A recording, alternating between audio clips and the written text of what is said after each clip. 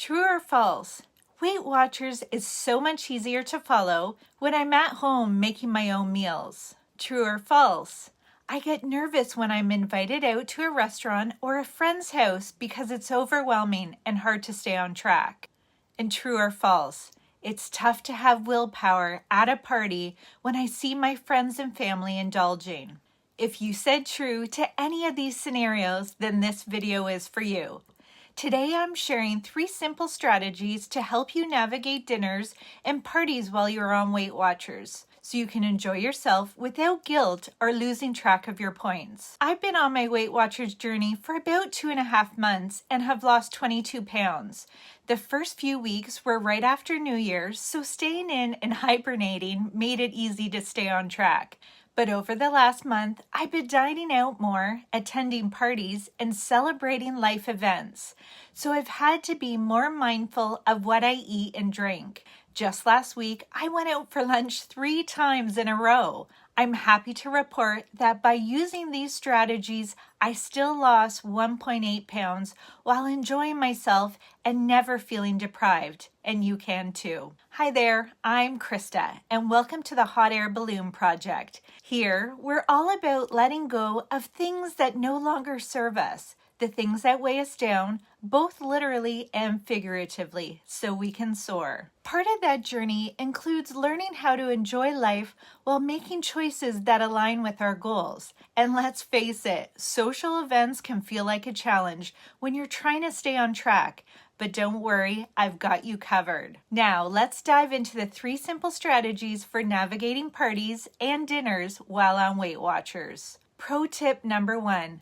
Plan ahead by checking the menu. Benjamin Franklin said it best, by failing to prepare, you're preparing to fail. And that couldn't be more true when it comes to staying on track with Weight Watchers. Whether you're heading to a restaurant or a friend's house, knowing what's on the menu ahead of time allows you to make mindful decisions instead of scrambling in the moment. For example, last week I took my niece and nephew to Wendy's.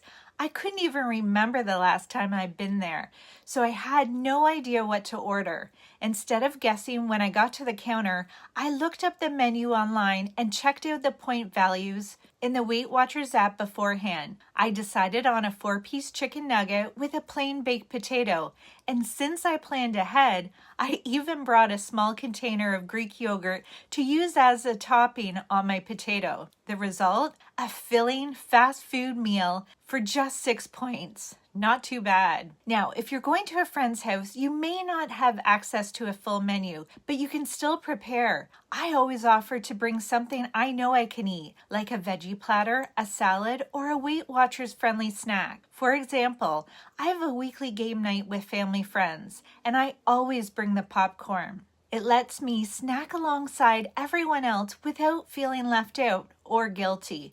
And the best part? It tastes just as good as all the other snacks, so much so that it's usually the first one to disappear. Planning ahead takes just a few minutes, but it makes a huge difference in how confident and in control you feel when you're out. Pro tip number 2. Eat protein 30 to 45 minutes before you leave the house.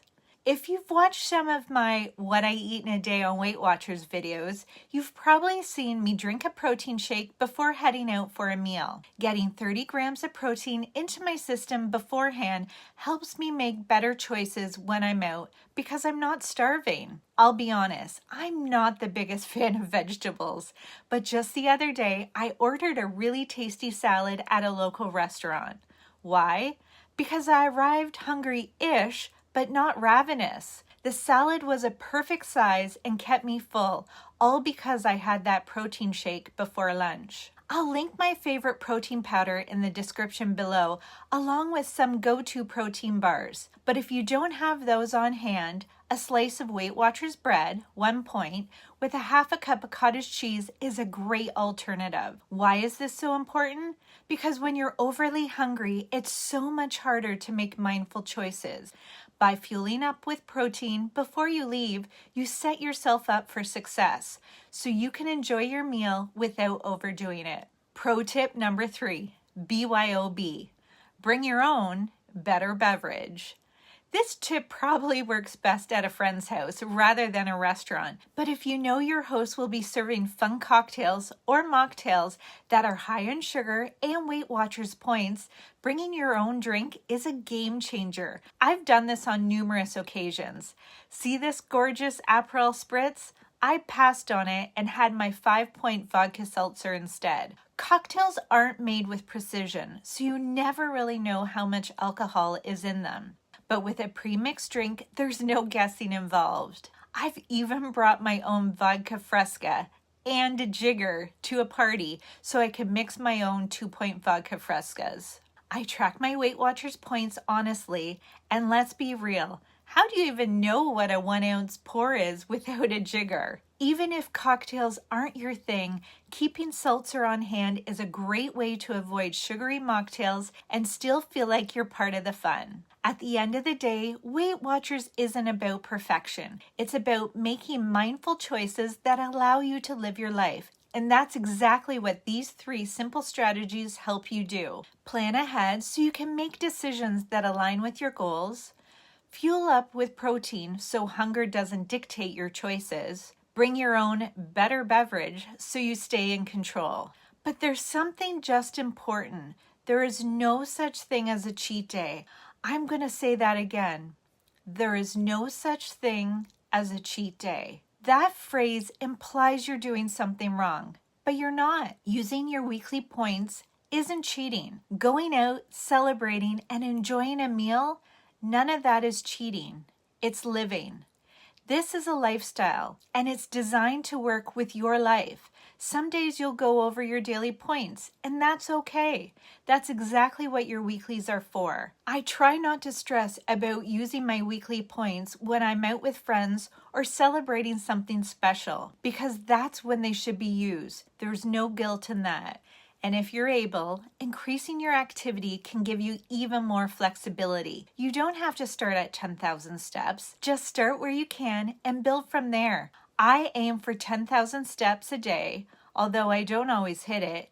And by doing that, I earn up to 10 extra weekly points per day. That adds up fast and means I can enjoy meals out without feeling like I'm undoing anything. I'm simply balancing my choices. And a Fitbit makes a huge difference in tracking my activity. I love mine.